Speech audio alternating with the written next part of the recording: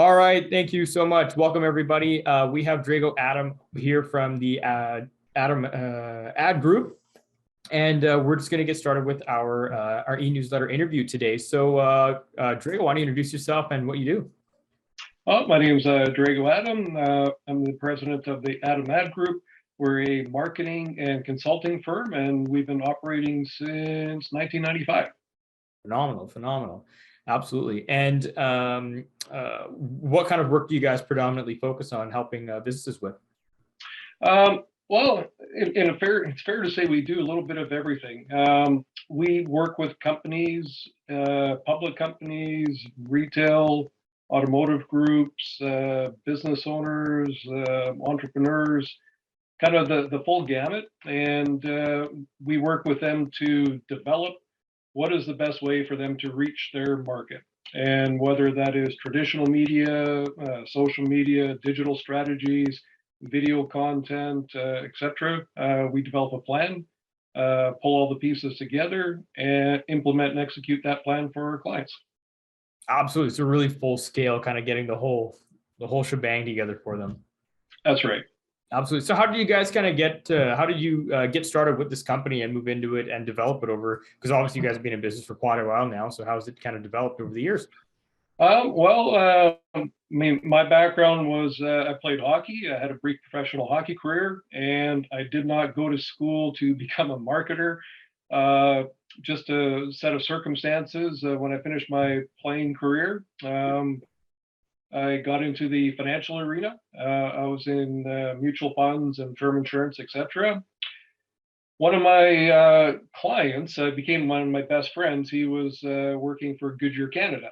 And he said, Drago, he said, I really like the way you do business. I like your personality. I'd love for you to develop this marketing program that I'm thinking of for Goodyear Canada for the franchises. Yeah. And I think I was about 26, 27 years old at that time. The opportunity to work with a very good friend seemed something that intrigued me. And so I pursued it. And from that, it kind of led me into the marketing arena, which started my own company, like I said, back in 1995. So there was no real specific strategy once my hockey career was done that, hey, I'm going to become a marketer. It just kind of evolved that way. Oh, 100%, 100%. And I'm sure you've really seen that the way media, marketing, and everything has changed over the years, hey? Going from a lot of, probably more print and physical all the way over to online media. Radically. A little bit of we pat ourselves on the back is we've been kind of leading the way in digital. I remember doing our first Google ads for a client. Nobody knew anything about it. We actually read a book, Google for Dummies. And so we figured out how to run pay-per-click campaigns way before anybody was doing it.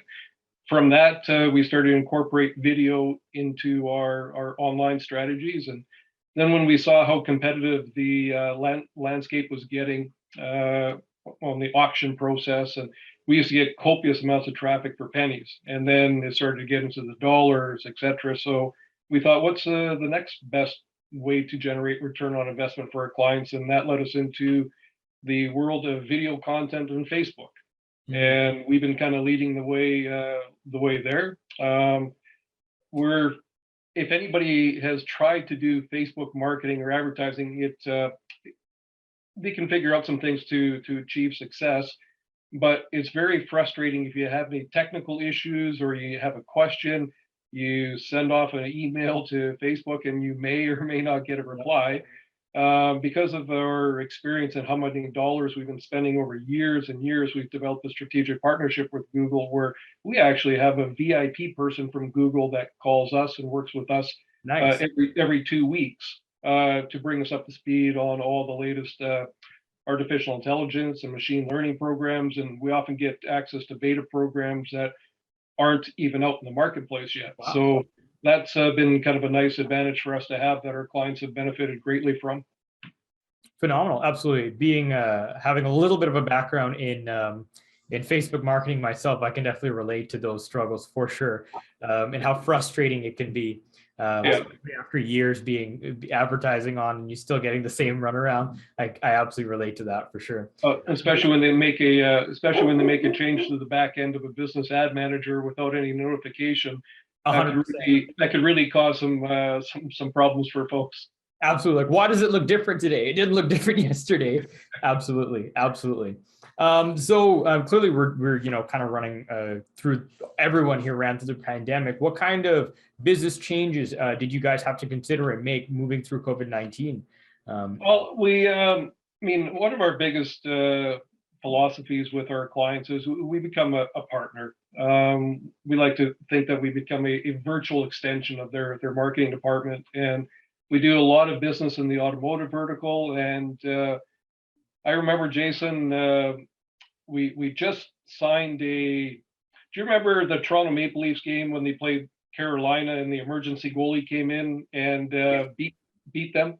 Well, that fellow's name is David Ayers, and he's from Toronto. And one of our clients wanted to do an endorsement deal with him, so we signed him up with one of our car dealers, and we just committed to a very big television campaign. And COVID was just starting to scare people. Nobody really knew what was going on. Yeah. And we had a brief window to fly back to Toronto, film about 6 months worth of commercials and video content, etc., over 2 days, and then fly back. And everybody was like, "Man, you shouldn't be flying, you shouldn't be traveling." But there was such a big financial commitment on our clients' part that we felt that there was this brief window. It was kind of like now or never. We need to do this. So it was actually a great time to fly because there wasn't very many people. Everybody was very scared and uncertain about what was going on. So we managed to get in, take care of things in 2 days, and fly home. And we landed about 9 o'clock in the morning. And as soon as I landed, my phone was just blowing up with client after client after client after client wanting to change, wanting to cut, wanting to reduce, wanting to pull all their marketing expenses because nobody knew what was going on. So I almost didn't want to answer my phone. Like literally, in a matter of about 2 hours, I lost over 50% of our monthly billings. Crazy. And but it was just kind of I don't want to say it was a knee-jerk reaction because there's just so much uncertainty. Like we do a lot of business with car dealers, and they didn't know what was going on. Like if nobody could come into the dealership, how are we going to sell cars? So there was just so much uncertainty. And really after about 30 to 45 days, once people started to get their head around like the government grants, it actually turned out to be very, very lucrative for our car dealer clients because they were able to get employee subsidies, etc. And what we really found during that time was you had to be a little bit flexible. What we did with a lot of our clients was we reduced our management fees by 50% to try to help them. We were all going through COVID together. So we just worked out a thing for why don't we reduce our management fees for 6 months. So that really generated a lot of goodwill with our clients because they still needed to do marketing. Absolutely. Just because people were kind of all trying to figure things out. Really what it did was that for our automotive clients, it actually helped their businesses more because it actually increased how many people were going online now and looking at cars. And if you're in so we helped with coming up with different ways to do paper transactions, to do the financing. We ended up coming up with digital processes. We ended up coming up with digital car reviews, all these kind of tools that helped our clients kind of navigate through that process. And then after about 6 months, once things started to kind of get back to somewhat of a less uncertain level, and everybody kind of knew the rules and regulations of what was going on, we were able to kind of basically increase our billings, kind of back to our normal levels. But what our clients really appreciated was just having a flexible partner that was able to help them through the kind of scary uncertainty 30, 60, 90 days of trying to figure out what was going on with COVID. So really the aspect of kind of learning what to do during COVID was just trying to be a little bit nimble and not be so stuck in terms of how your business looks and how your business 100%. operates. You have to be a little bit flexible. I hate the word pivot. Everybody Yeah. talking about pivot, pivot, pivot. I mean, we had to incorporate and figure out how to utilize technology, like to do car reviews, to do videos, even though that we couldn't come physically to our clients' facilities. So we just kind of figured these things out and gave them tools to still be productive. And in some ways, a lot of that is actually kind of carried on just through this process now that we're kind of back into normal, or That's, somewhat yeah, normal. 100%. I totally resonate with that. And that actually leads me into my next question, which was, were there any changes that you guys made that have actually continued through just because you found it to either be better service or just an asset that the clients love to being able to move through? Obviously, you mentioned like the online reviews and other things. What else? One of the we figured out a couple of like everybody get tired of doing Zoom meetings and Google Team meetings, all that. And when you're doing videos for public companies or for businesses that are going on their websites or for digital campaigns, you got to have a better look than the video. Hey, recording on Zoom is one thing, but when you are trying to market a service, and you got to have your look and feel as best as possible. So we found a couple of software tools that we could record video and do our interviews, etc., with our clients remotely. And the quality of the video, it's not as good as if we were there, Yep. but it's probably 1,000% better than anything that you see coming off of a Zoom or a Google or GoToMeetings or etc. So that's been something that we've kind of stayed. It's helped us in the aspect of moving forward, doing remote video production. Totally. Oh no, that's awesome. Having those assets, that higher quality, that's often those little 1% that help separate you from your competition and help you over deliver to the clients as well. So absolutely, that's phenomenal. It's phenomenal. Now this is kind of a loaded question, but what would you say is one of the biggest learnings that you've had since you've been a business owner? For me, I think it's just more my personality, my makeup. Like, I mean, coming from a professional hockey background, you're part of a team. Absolutely. So, my role, I was a goaltender, so you have kind of an integral role on that team. And I kind of take our clients' businesses personal, like that we are an extension of them.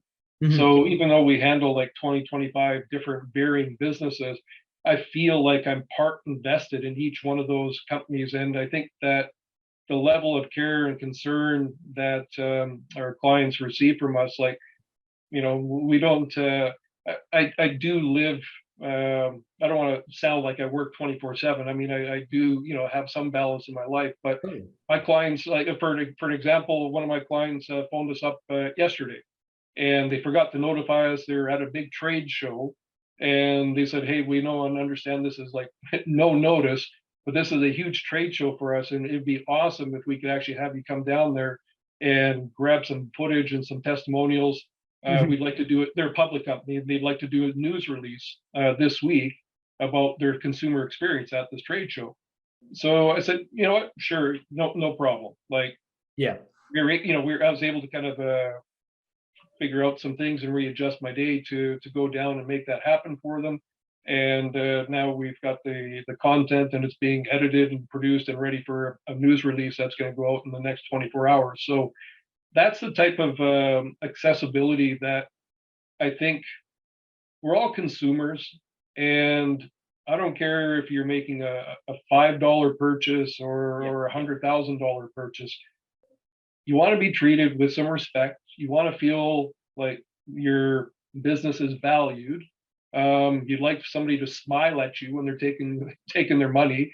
One of my things that I just feel is just lacking so much in society is, when you go into a retail space, whether it's like a Starbucks or Subway or just something, nobody acknowledge, like, how many times will you actually get somebody to make face contact with you, make eye to eye contact with you, or smile?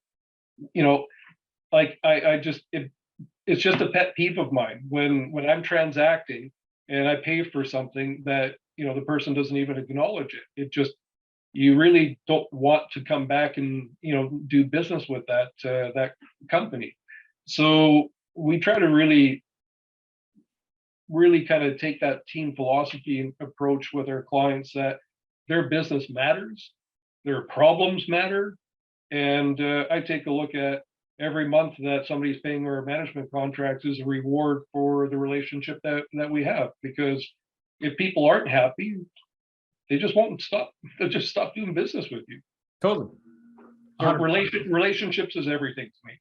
Absolutely. I think that really relates back to your point of how you guys kind of were flexible around the pandemic, right? And that goes back to that exact point you said. They're people, right? They just want to be treated with that respect and that appreciation when they're transacting with you. And sometimes it is just being flexible. Sometimes it is, helping those clients out with those last minute requests, even though that, wasn't what you kind of signed up for to begin with, right? Sometimes it is just, going above and beyond in those situations, just to let them know, hey, we understand your people. We're here to help you. That's what this relationship is all about. I love that. Great point there. And I'd say my other kind of learning in the, running the business since 95 is, we're all human, we're all make mistakes, but take responsibility. Like, if you have made a mistake, with a client's business or project or something, own it, acknowledge it, own it. Don't try to cover it up. Don't pass the buck. Don't pass the blame. Just own it, figure out how to resolve it and move on from it, and then try to take steps so something like that doesn't happen. That's something that it bothers me, like, in the context of, there's a lot of moving pieces when you're running a marketing program, whether you're doing stuff with television and radio, and, certain times just mistakes happen, but you see the integrity of who you're doing business with by how they handle a problem or a mistake, or like in the car business, when they say a heat score comes up. Mm-hmm. And that's if you are straightforward and you're honest and you just own it, I think people really appreciate that. And that's, I think one of the learnings that I'd say is a big lesson that I've learned over the last 20 odd years. Absolutely. One of the points that we coach a lot of our business owners on is solve problems from a system point, not a people point, right? Because when you have those systems, that it removes that ability for those problems to happen again and again and again. Phenomenal. And last thing here, last two things here, Drago. Any quick offers or any best way for people to get in touch with you, say they're interested in your services, or just getting to know what your company does a little bit better? Yeah, I mean, I get. We publish a newsletter. Like, I have a newsletter that goes out called the Monday Morning Motivator, and I started it, I don't know, 10, 15 years ago. When our business was growing, it's physically impossible to see your clients, on a weekly basis at times, but I want them to receive something from us at least every week that it was useful. And so I started this newsletter, and I would just share with things that struck me during the course of the week, whether they are sales related, leadership related, management related, etc. And this database of ours has grown from 35 people to over 100,000. And I'm constantly at golf tournaments or different charity functions where, you pass cards and you meet people, and they're like, hey, you're that Monday Morning Motivator guy. I get your newsletter. We share it in our management meetings and all that kind of stuff. And it's become quite a labor of love. So if anybody wants to sign up for that, they can send us an email. Or the other thing that I often we offer our subscribers in our newsletter is, if you ever have any marketing questions, or if you'd like an evaluation of your marketing plan or your social media footprint or your digital footprint, or you just have some questions, you don't think our kind of positioning statement with our company is we actually help people make more sales and reduce marketing expense. So if you don't think you're getting the ROI that you are, we'd be happy to do a review, take a look at what you're doing, and offer some suggestions or ideas in terms of how you can maybe get a better return on your marketing efforts. Awesome. I love that. That's phenomenal. That's a great name too. The Monday Morning Motivator. I love that. I got to give credit to where credit was due. It was a newsletter. There's a fellow named Roy Williams who's a brilliant marketing mind, and he's from Texas. Mm-hmm. And I saw him about 15 or 20 years ago. He was brought up by a radio group, and Roy, he's a phenomenal copywriter. He's written a couple books, The Wizard of Ads, and he has his newsletter was what I subscribed to many years ago, called the Monday Morning Memo. So I loved his idea, and then I just thought, you know what, I should do my own MMM. So it came the Monday Morning Motivator. I love that. I love that. And last question here, just to close things off. Again, this is kind of a broad question, so you could pick one. I'm sure there are multiple things. What is most inspiring to you today, Drago? Wow. What is most inspiring to me today? Well, I mean, if I take one of the things that's been very inspiring to me from a business standpoint. I mean, with my background in hockey, obviously I'm kind of sports related. We recently took on the Vancouver Giants as a client, and we were working with them for about 2 months. And one of the challenges that they've had with COVID was their attendance went down. And they used to average about 3,500 to 4,000 people. They got a beautiful rink in Langley. It's a wonderful facility to watch junior hockey. And once the pandemic hit, I mean, they were like everybody else, getting shut down and having to figure things out. And then once the mandates got lifted, they just assumed attendance would come back, and it didn't. And they lost about 50% of their fan base. Wow. Yeah. And so when we took a look at what they were doing, I won't share everything here, but they just lost some engagement with their fan base, how they were interacting, how they were connecting, and how they were taking a lot of things for granted. And we went in and created a behind the scenes type of campaign that gives the fans a look at what goes on in a junior hockey club, with players, with the business side of things, with the practices, etc., and just really engage their fan base again socially. And after about 8 weeks, the attendance went back up to over 4,000 people, and you could really see the momentum building, their engagement socially, etc. So it's been very inspiring to be part of something, something like that. I mean, I think junior hockey is a phenomenal product. Absolutely. In terms of the entertainment dollar, the price point is so affordable for families. And obviously, I've got a little bit of a passion for hockey. It was just it was really really invigorating to be kind of part of that, and part of that success, and part of this kind of moving forward. And then just, I think, that's kind of on a personal thing with our business. But if I take a look at just how people have kind of the resiliency of people, the COVID and the government's actions have kind of you really had to be pliable and adaptable to what this market was like, kind of moving forward. And I think just the resilience of the entrepreneurial spirit, and just watching people survive. I mean, I'm gutted to think about a lot of the families, or a lot of the family-run businesses that were devastated, because of COVID and the shutdowns. Maybe in the food industry, and the gyms, etc. That, I mean, how can you physically have a business shut down for over a year and hope to survive? Like, those kind of things really really kind of, they hurt the heart when you hear about those stories. But then to see others who have kind of risen up and found opportunities or ways to, I don't want to say capitalize, but to see an opportunity and to be able to form a business model and a business plan that's helped people and helped other companies throughout this process has been pretty inspiring as well. I love that. No, that's phenomenal. Actually, doing a lot of these interviews, we've found that that's been one of the common things with a lot of the business owners we talk to, is them getting engaged with the growth and the the stories behind the clients that they help too, whether it be business to business or business to consumer. Is just being alongside the journey is really inspiring to everybody, which we love to hear, obviously, as coaches.